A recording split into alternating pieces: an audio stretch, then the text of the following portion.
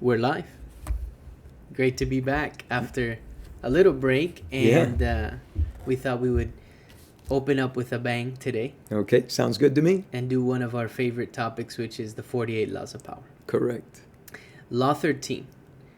When asking for help, appeal to people's self-interest, never to their mercy or gratitude. Huh. If you need to turn to an ally for help, do not bother to remind him of your past assistance and good deeds. He'll find a way to ignore you. Instead, uncover something in your request or in your alliance with him that will benefit him and emphasize it out of all proportion. He will respond enthusiastically when he sees something to be gained for himself. So, Law 13 by Robert Greene's 48 Laws of Power is when asking for help, appeal to people's self-interest, never to their mercy or gratitude.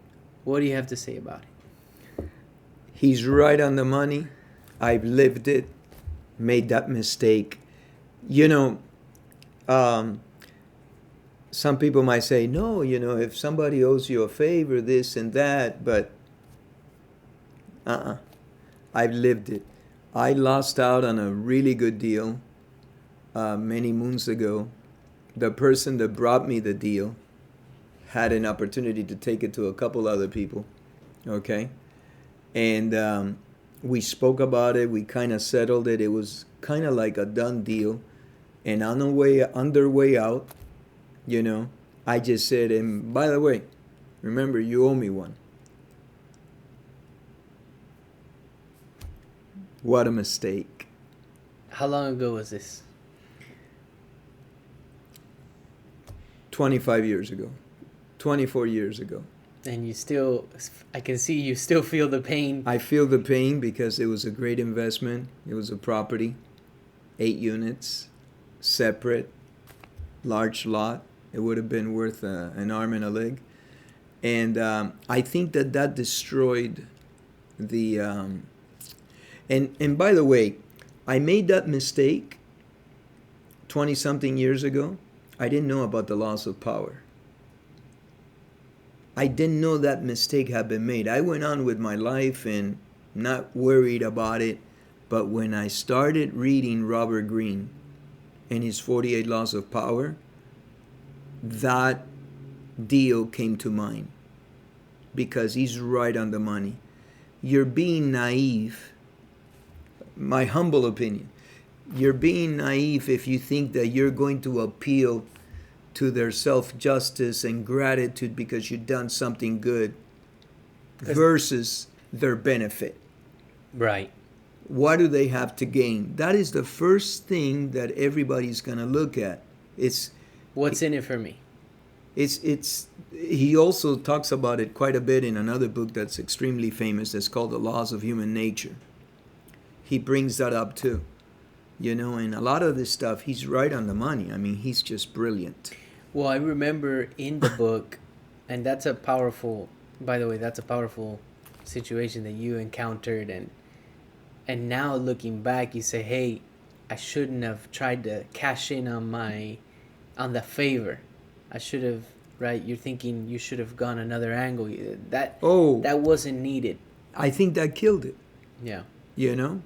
And I didn't realize it then, and I didn't realize it for many years after, until I read the 48 Laws of Power. That's why I think this book is so powerful. And you had mentioned something about the preface of the book that was very interesting. Do you remember what you said? Well, there's a couple things. One of them was that the introduction, he's telling you, look, this is going to entirely change the way you look at life moving forward. This may not be something, if you're of the lighter heart and you don't necessarily want to look at life in this fashion, you may want to stop reading here. He warns you. It's like don't read the book. It's like a warning label, side effects of a prescription medication. How brilliant is that, isn't it? Yeah. I mean, you get that warning the more you want to read it, no? I think so. For people that are curious. But like the other day, not to get off topic, we were talking about a movie and I said, I don't recommend you watching that movie. you watched it anyway. So sometimes when you do that, some people are still interested, and other people will take the recommendation, like my brother-in-law, and said, I'm not going to watch it because you recommended not to.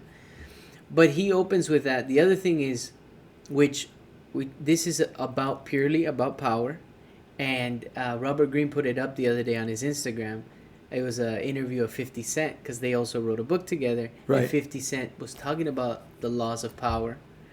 I guess I don't entirely know the story if he believed that you could add another 50th law, or maybe because it's 50 Cent. But he said, look, know that people are going to use these moves against you. That's why you have to study the laws. Not necessarily are you using them all the time, but people will use them against you. In the book, I remember Robert Greene brings up the story of that. It was a royal family, remember? Mm-hmm. And they adopt this young kid who came from a poor background. Okay. And they started teaching him, I guess, about horses and how to train horses and all that equestrian stuff. And then eventually that kid was given a position of military position or political position because he grew up, right? But he wasn't actually family of the royalty. And then when the brother, who was actual royal family, called in a favor, saying, hey, we remember we took you in as a kid, you better side with us because there was a war going down. And he doesn't side with him because it wasn't in the best interest For him. But Robert Greene says he should have appealed to the self-interest of the brother. He should have come in and said, this is why it's better for you to be our ally, not just, remember when you were a kid we took you in. Yeah. Yeah, he became like I forget the title, he was like the sports master of the stables, and he got to a very high position in the stables of the... Back then, horses were extremely important, and they were actually like your cannons. They were the faster, the best fed, your life army. depended on, Yeah. your life depended on your horse to a certain extent. Wow. Your horse was a very powerful part of you being successful as a warrior back then. And so you took care of your horse, just like you take care of your car today. Okay? Yeah. And so your horse meant the world to you. In fact, I know of a couple places that I've read that they would give water to their horse first before they drank water themselves. That's how important the animal was. Wow. Okay, and they were smart. They could pull you out of quicksand. They could do a lot of stuff for you. It was tremendous. I don't want to get sidetracked, but anyway, and so he became like the general manager of the stables, and then they bring him into political life, and he Right. grows, and he becomes, Learns like a you lot. said, in the army. He gets into great control of the army. And Yeah. if I remember correctly, he ends up beheading his brother and putting his head on a spike. Wow. and showing it throughout the city. I think I'm not mistaken on that. So that's how far that guy went. But in the story, I think Robert Greene he says, look, I saw his disdain in his eyes. I saw his disdain in his eyes. I saw how far we had gotten, how separated we had gotten. And then shortly thereafter, he beheads him. He kills him. Wow. And puts his head on a spike. So, but, okay, that's back then, it's a little But extreme, right? But, that's why his examples are great, because he's using history to tell each law. correct. And which one thing that, for the viewers and ourselves, I notice some of these laws contradict themselves a little bit. Okay. So you have to know when to use which law. When is one being brought into place. Right. But this one in particular is saying to cater to the self-interest of somebody else when you're bringing a deal to them. Like if I were to bring an investment to you, instead of saying why it's so good for you to join my investment and I'm great to work with, and you would benefit by working with me. Instead of that, I'm pitching why it's a good thing for you and your family. In sales, that's what you need to do. You don't. Sometimes people, it's a lot of ego. Oh, if you're working with me, it's a huge benefit to you, right? But at the end of the day, no, there's no, or you feel like even in business. Before I was selling insurance and I was doing investments. Now we're in the real estate. Because somebody may be a family member or a friend, to me doesn't mean I earn their business. Correct. You have to cater to what their self-interests are, and make sure that you're in touch with that person and build a relationship with that person. That's why when somebody says, oh, I remember when I was talking to the different offices and training, and they said, oh, can you believe my neighbor or my friend got life insurance with another person, or did business, got auto insurance with another person instead of with me? Can you believe that? Because they felt that they were owed that business. But really, you're not owed anything. You need to figure out, why would they want to work with you? It has to benefit them. Oh yeah. Well, you bring in the older days when I got hired by this huge insurance company, they did some training, not a lot, but some training in sales, and that opened the door for me to find other trainers that were outside of the company, and I would go to seminars and stuff like that because I wanted to know the idiosyncrasies of. I love the difference in the cultures, and you have to be careful how, when you have different cultures, how you behave so that you don't offend people inadvertently or unbeknownst to you. Mm-hmm. But yeah, absolutely. Trying to figure out the best method in sales. Okay. I remember one time I went to this couple's house. They were very nice. They were Middle Eastern, and they offered me a special type of coffee that they had brewed, and I said no, thank you very much. Well, I didn't make the sale. By saying no, thank you very much, they kind of, I'm not sure if they were offended, but I broke the string, the tie, yeah, the because the coffee would have sat us down, and they would have, the flow. The flow. There you go. They're offering you something, you accept the gift. Take it. Yeah, you accept the gift. That's a learning lesson. Take it. Accept it, because sometimes you feel bad. No, I'm gonna make you work this, that. No. Somebody wants to make a nice gesture sometimes because they also feel good doing it. Take it. And I used to think, and I had to revert this thought, oh, I'm putting them out of their way. No, you feel shy about taking it, blah, blah, blah. And that, you take everything that's offered. And it seems like everything that's offered. Almost everything. Yeah. Because, and I'll tell you what, they're the nicest people. Okay, I kept in touch with them for many, many years. They had other policies with me, but they did not get that one. Somebody else got that one. That's learning cultures and. But when I was there, I didn't realize that. Right. I learned that afterwards when I went to another seminar, and they said, by the way, most of the sales get done where?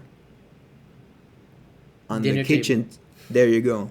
In the kitchen table. On the kitchen table. They take it to the kitchen or the dinner table, and that's where most of the sales get done. Take the coffee. Take whatever they give you. In this case, they were Persian people. Very nice. They still stayed my friends, but I didn't get that deal. I find, you learn from it. Jeez. I find this law interesting because it talks about asking for help. So we're talking about power positions, right? We're talking about gaining power, maintaining power, and those dynamics. But this law is, you're in a situation where you need help. And he's explaining that in that situation, that's not a power position Right. because you're asking for help. But even then, there's a right way to ask for help. Well, you got to show them how they're going to benefit by an alliance with you, but you're the one that needs help. Right. Yeah, You're the one that so you're that reminds me because we've talked about it, but in Denzel Washington, in almost every movie that he's in like a power role.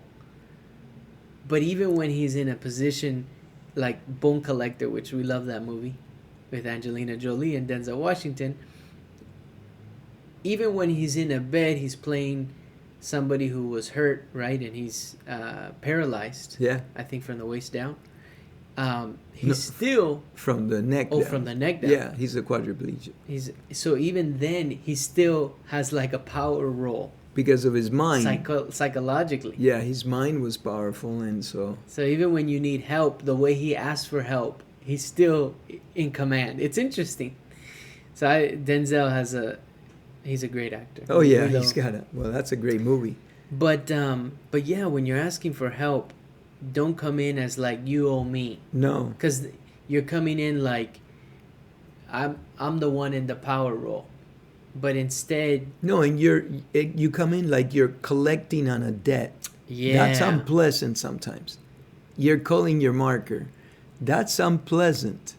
Most of the times, I would say. Yeah. 99%. Yeah. Well, I remember you used to say that your uncle had a saying that if you give somebody money, consider it a gift to them. Consider it lost. Correct. Consider it lost. You're never getting that money back. No. So if you go in there with that mindset of, you're not going to be chasing somebody for money. No. So, you're going in, You're not you're collecting on a debt. By the way, he borrowed that from somebody famous, and I don't remember right now who it was, but the idea was if a friend of yours comes and asks you for money, give him the money and give it as a gift. Because if you try to collect it, not only will you lose the money, but you will also lose your friend. Wow. And so the idea is if you're going to give the money, give it and forget about it. It's a gift. It's a gift. Otherwise, you would lose both down the line. Somebody famous said that. So my uncle had just borrowed it, but he would say it all the time because I think it happened to him. People would come asking him for money. Yeah. Anyway. I think that I live by this law. I think that by reading, Robert Greene says sometimes people have this naturally. Some of these laws they already work. It's just they're built with that system or they learned it, and then by reading it. But I don't know which it came first. Probably by reading it, but and maybe learning through sales and business. You don't ask people to sign up for something that you're selling as a favor. Right. It always has to be as a benefit to them. Correct. For there to be longevity in that, and maintain a good relationship. Yeah.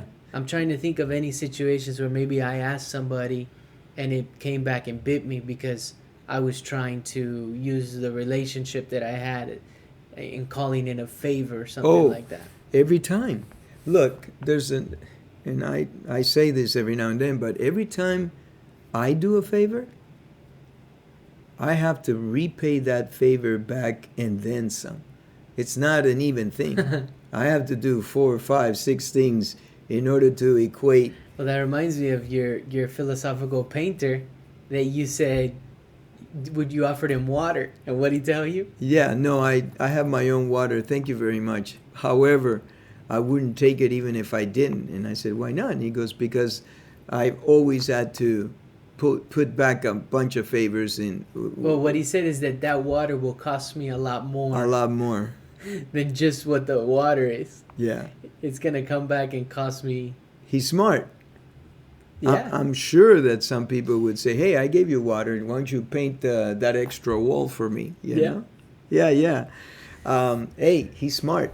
I think he's smart. So moving forward, and in life, I've tried to not try to ask for any favors or anything like that. you know, when asking for help, appeal to people's self-interest. At the Self-interest. end of the day, people care about themselves and their family, their situation. Correct. And as much as they may be a friend, as much as they may be family, at the end of the day, that's what's most important. Absolutely, self-interest. But look, um, it bring. I lived it. I'm sure that by me saying, "Hey," and remember, you owe me. Oof. Oh, what a horrible thing to end with. Have you But had any other situations like that? that where, one, where that maybe one, someone tried calling their favor from, like, let's say they did you a favor? it's unpleasant. When if they, Have it's you had that? it's an unpleasant situation. That's why I can see. Put yourself in the other person's shoes. It's unpleasant. Yeah. I'm trying to think if I've had somebody do that to me where they're like trying to call in a favor from me. The other side of the coin, somebody would say, "Hey, there's nothing wrong in calling in a favor." But if you need help, this is a power play. So if you need help, calling in the favor is not the right way to do it. You have to let them know, "Hey, this is going to benefit you by this, and that. Let's get it. Let's do it." Yeah. Yeah, calling in the favor. It's, and I'm sure that's what killed it. The other thing is that this is many moons ago, 20-something years ago. I didn't have the benefit of these laws. And you said a key point here in the discussion, which is, look, you learn the laws because people are going to work those laws on you.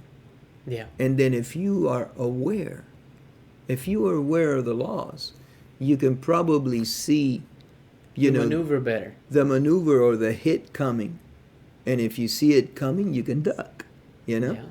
because people are doing this is one of the best-selling books. And remember, they said that it was selling like... Oh, they banned it in prisons. Because it was the best-selling book in prison. Or in the library maybe. Yeah, they banned it in certain places because it's teaching you how to They're power persuade, plays. manipulate, power. Yeah. Absolutely. Yeah. It's Yeah. Off the top of my head, nothing comes to mind where somebody tried to call a favor from me and I didn't like it. But I was trying to think of a situation like that. Nothing comes to mind for you? Well, another thing that comes to mind, it's associated with it, but not necessarily. It's like when you're running a business and you're working with family, Mm-hmm. okay? If the family member thinks that something is owed to them because they're family, okay, you're in trouble and so is the business. Because it should be on the equitable, it should be on performance. Whoever is doing better. So if you got family members, like you would watch this, what is it, Maloney, or he had a program on TV Oh, where The Prophet? yeah, where he had to Marcus Lemoni. Marcus Lemoni, he had to go in there and fire all the... Yeah. Well, he had to fire his uncle. He had to fire family members, yeah, because he was in HR. Just what came to mind was one situation where the favor was never called on me, but it was a situation where I was given an opportunity. Maybe it still will. Yeah, you're right. I was given an opportunity. It meant making money, a deal. But I was told, actually, before I was even gone into business with this person, they told me, look, one day, if I give you a good opportunity, just know that you're going to have to share a little bit of that with me, of that opportunity with me. Okay. So basically, before even we went into Business together, it was kind of like just letting you know, if I give you a really like a home run opportunity that ends up you're making a good amount of money here, just know that I'm going to want to share a little bit in that. That's how it was presented. And it's funny because some people might get offended and say, no, I'm not going to share anything. Everything that I do is because I earned it, blah, blah, blah. At the time, I was really hungry. And also I realized that that's kind of short-sighted. Sure. Yeah, that's okay. Well, we could talk about that, when the time comes. When the time comes. And I was given several opportunities with this person. Made a lot of money with this person. We both benefited. And that favor was never called on me. Okay. But that was something that was a preset. So I guess a learning experience for me in this situation was, in a situation like that, maybe don't be closed off from the beginning, because I know people that would have said, oh no, I'm not sharing anything with that. I would earn it 100%, and I'm not going to share any of the profits or whatever came from that, which I think is short-sighted. And at that point, you close yourself off to potential deals, right? Yeah. And then they get to see how you work, and then maybe they never asked that favor. But it was an interesting thing to me, and I got thrown off a little bit, and I said, hey, I'm okay with it. I hear you loud and clear, but it could be the opposite, The minute you got a good deal, they come after you like a hawk.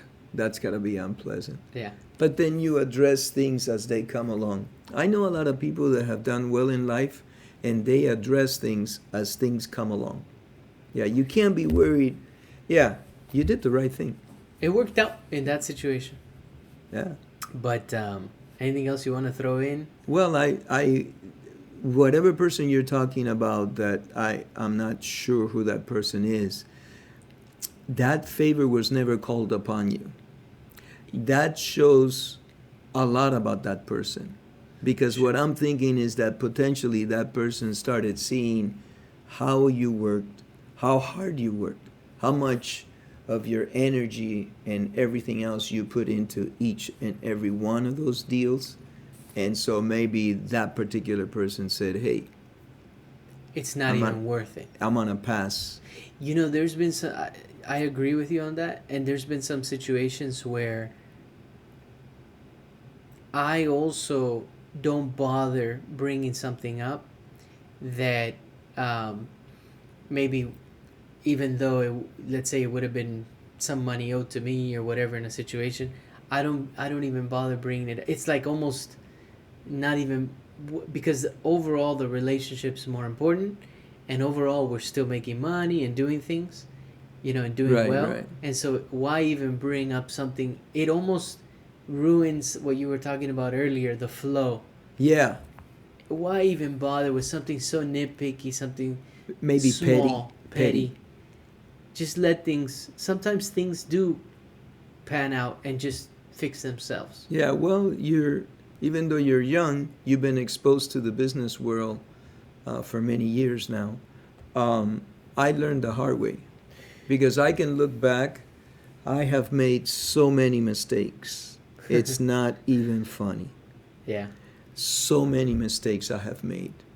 And I can look back where, but this is what was agreed on and this and that. Sometimes letting it go, it really is the best policy. It really is. And the difficulty is knowing when. Yeah. When do you let it go, and when do you say, oh no, this is what we agreed on? Right.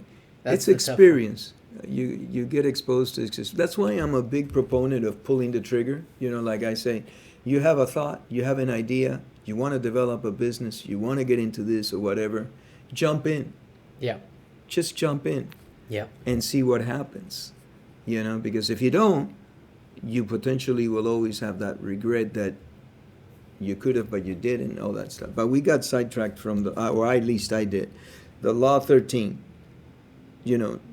Present it to someone when you're asking for help, and apply to their self-interest. Simple. Never try to figure out on their mercy or their gratitude, because that's not going to work. We'll wrap it up there. Yeah. Thank you. All right. Thank you.